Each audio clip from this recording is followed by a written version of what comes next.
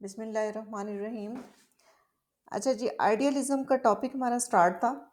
تو آئیڈیالزم کا ایجوکیشن کے ساتھ کیا تعلق ہے یا ایجوکیشن کے حوالے سے ان کے کیا نظریات تھے، تو اس کو میں نے اس لیے اس کی الگ ویڈیو بنائی ہے کہ یہ بڑا امپورٹنٹ ہے، چونکہ ہم ایجوکیشن میں فلاسفیز کو پڑھ رہے ہیں تو اس پر کویسچن ایجوکیشن کے حوالے سے آتے ہیں۔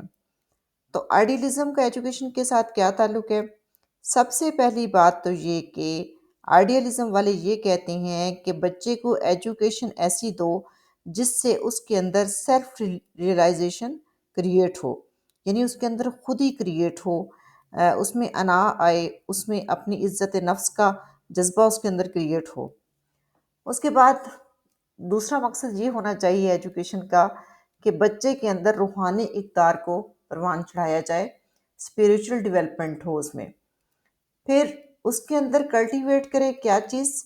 ٹروتھ، بیوٹی اینڈ گڈنس، کہ وہ بچے کے اندر پیدا کریں۔ ایجوکیشن ایسی ہونی چاہیے۔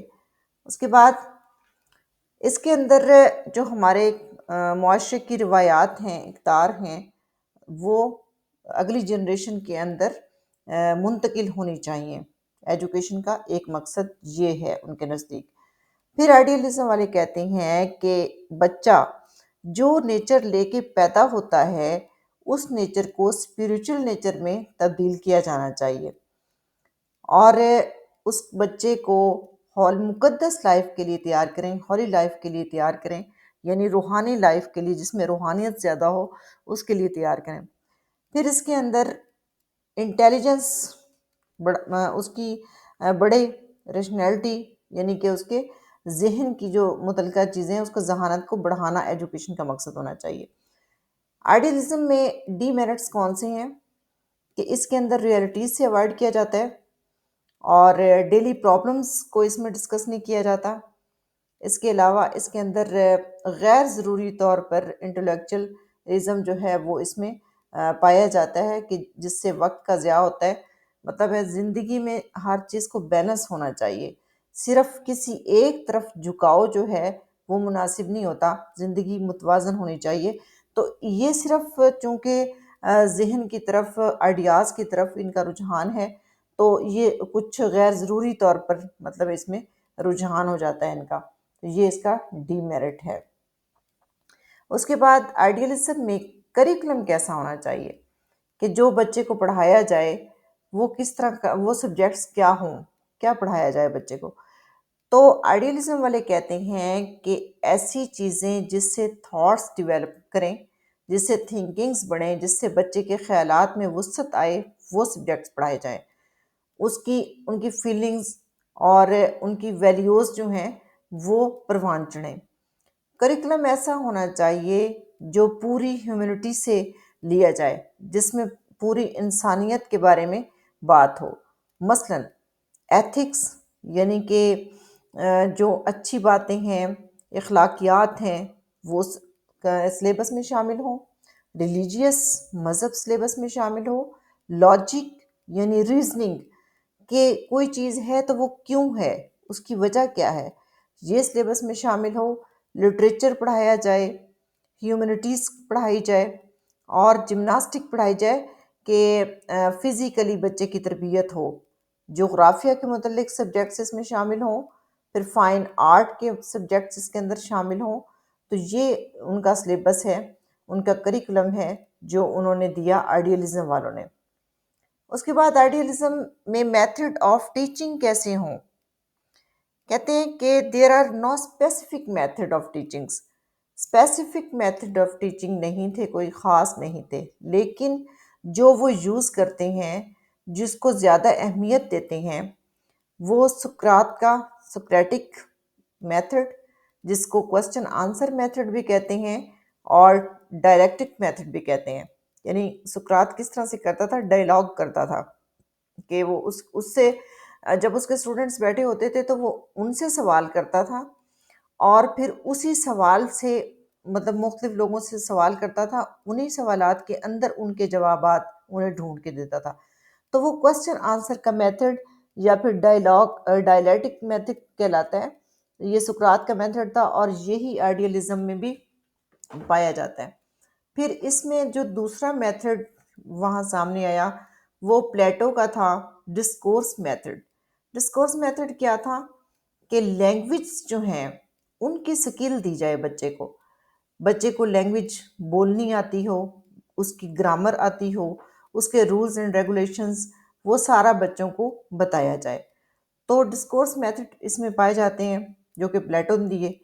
پھر اس کے بعد ارسٹوٹل یعنی ارسطو نے کیا دیے تھے، انڈکٹیو اور ڈیڈکٹیو میتھڈ آف ٹیچنگ، تو وہ بھی اس کے اندر پائے جاتے ہیں۔ پھر لیکچر میتھڈ اس میں موجود ہے اور ڈسکشن میتھڈ۔ اب یہ جو میتھڈ آف ٹیچنگز ہیں نا، یہ بڑے امپورٹنٹ ہیں۔ یہ آپ نے ہر فلاسفی کے اندر الگ الگ دیکھیں گے ہم لوگ، اور آپ نے یاد رکھنے ہیں کہ کس فلاسفی کے اندر میتھڈ آف ٹیچنگ کون سے پائے گئے، اور ان کا ایم آف ایجوکیشن کیا تھا۔ یہ جو مائنر سی تھوڑی سی چینجنگز ہیں، یہ ذہن میں ہونی چاہیے، کیونکہ جب سارے فلاسفیز پڑھ لیں گے آپ لوگ تو اس وقت یہ تھوڑا مکس اپ ہو جاتا ہے۔ اس لیے میں نے یہ لیکچر ڈیٹیل کے ساتھ سیپریٹ کیا ہے کہ ایجوکیشن کا آئیڈیلزم کے ساتھ کیا تعلق ہے۔ اسی طرح باقی تمام جتنی بھی ویڈیوز آئیں گی اس کے اندر ہر ایک فلاسفی کے ساتھ ایجوکیشن کا جو تعلق ہے وہ ڈیٹیل سے ڈسکس کریں گے۔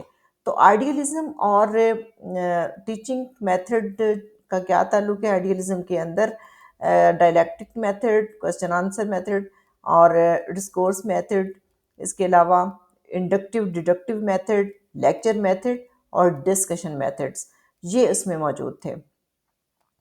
اس کے بعد ہے جی کہ آئیڈیلزم میں ٹیچر کیسا ہونا چاہیے۔ تو آئیڈیلزم کے اندر role of teaching is very very very important. کیوں؟ یہ ٹیچر سینٹر ہے۔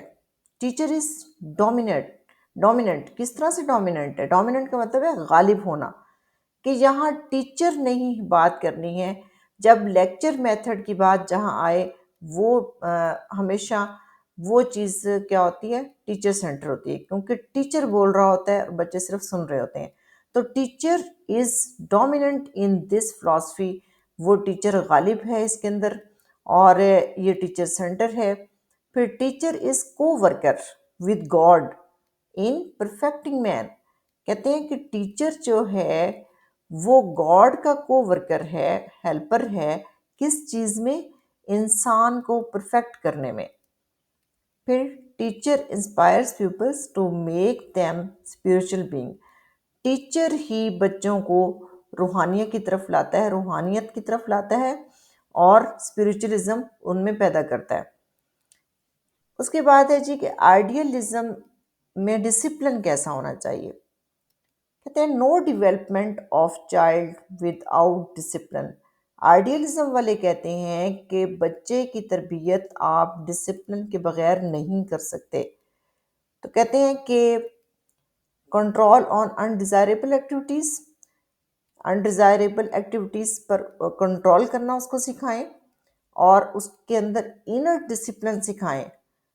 پھر وہ اس کے علاوہ مائنڈ اور انٹلیکچل کا ڈسپلن اس کو سکھائیں۔ تو ڈسپلن بھی اسی قسم کا ہے کہ وہ اس کا تعلق بھی آئیڈیاز کے ساتھ ہی ہے، شارٹلی ہم یہ کہہ سکتے ہیں۔ اس کے بعد میرٹس آف آئیڈیلزم کون سے ہیں؟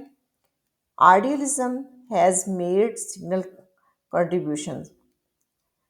اس کے علاوہ وہ کیا کرتا ہے کہ یونیورسل ایجوکیشن کو پروموٹ کرتا ہے، ڈیولپمنٹ آف مورل کریکٹر، اخلاقیات کو بڑھاتا ہے۔ Teacher is assigned a very very important role, کہ ٹیچر کا رول جو ہے بہت زیادہ امپورٹنٹ ہوتا ہے۔ ڈیولپمنٹ آف انڈیویجولز، بچے کی انفرادی طور پر ڈیولپمنٹ ہوتی ہے اس کے اندر، اور جو اسکول ہے وہ سوشل آرگنائزیشن کے طور پر کام کرتا ہے یہاں پر۔ آئیڈیلزم اور سکول اس کا کیسا ہونا چاہیے؟ کہتے ہیں school environment is essential for child development. یہ کہتے ہیں کہ بچے کو لازمی اسکول جانا چاہیے۔ اسکول کا جو انوائرمنٹ ہے وہ بچے کے لیے بہت ضروری ہے۔ اب آگے کچھ فلاسفیز آپ ایسے بھی پڑھیں گے جو کہتے ہیں کہ بچے کو اسکول جانا ہی نہیں چاہیے سرے سے۔ اس لیے یہ بات میں نے یہاں پہ الگ سے مینشن کی ہے کہ آئیڈیلزم والے کہتے ہیں کہ بچے کے لیے اسکول کا ماحول جو ہے وہ ضروری ہے، اچھا ماحول ضروری ہے۔ اس کے علاوہ کیا ہے، capacities of logical thinking, reasoning and evaluating the child are development by teacher in school. کہتے ہیں کہ بچے کے اندر جو ریزننگ یا تھنکنگ کی ایبلٹی کریٹ ہوتی ہے نا، وہ ٹیچر کی وجہ سے ہوتی ہے، اور ٹیچر کہاں ہوتا ہے؟ اسکول میں ہوتا ہے۔ تو اسکول کا بڑا امپورٹنٹ رول ہے۔ پرنسپلز اور آئیڈیلزم میں کون کون سے ہوتے ہیں؟ کہتے ہیں to form of the whole world, ideals are more important than objects. ٹھیک ہے، آئیڈیلز آبجیکٹ سے زیادہ امپورٹنٹ ہے، یہ بات پیچھے ڈیٹیل کے ساتھ ڈسکس ہو چکی ہے۔ Important of man over nature, کہتے ہیں انسان کو نیچر پر اہمیت دیتے ہیں۔ Faith in spiritual values, spiritual values میں بلیو کرتے ہیں، اور پرسنالٹی ڈیولپمنٹ پر بلیو کرتے ہیں، تو فل سپورٹ کرتے ہیں یہ ان چیزوں کو۔ آئیڈیلزم کی ایجوکیشن کے حوالے سے امپورٹنٹ تمام باتیں میں نے بتا دی ہیں آپ کو، اور انشاءاللہ نیکسٹ اگلا فلاسفی ہم ڈسکس کریں گے، اس کو آپ لوگ تیار کر لیں، اور اس کے بعد جو ہے اس کا ٹیسٹ الگ سے اب آ جائے گا، کیونکہ یہ ٹاپک ہمارا کمپلیٹ ہو گیا انشاءاللہ۔ اللہ حافظ۔